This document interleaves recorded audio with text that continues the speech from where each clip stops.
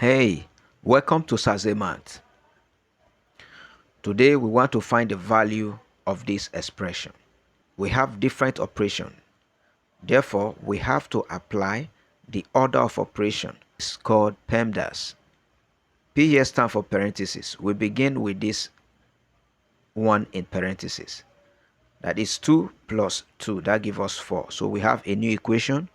24 divided by 6 times 4. We have division here, we have multiplication here. According to PEMDAS, multiplication and division are at the same level. You evaluate from left to right. So we do the division first. 24 divided by 6 will give us 4 times 4. And 4 times 4 equals 16. The correct answer to this equation is 16.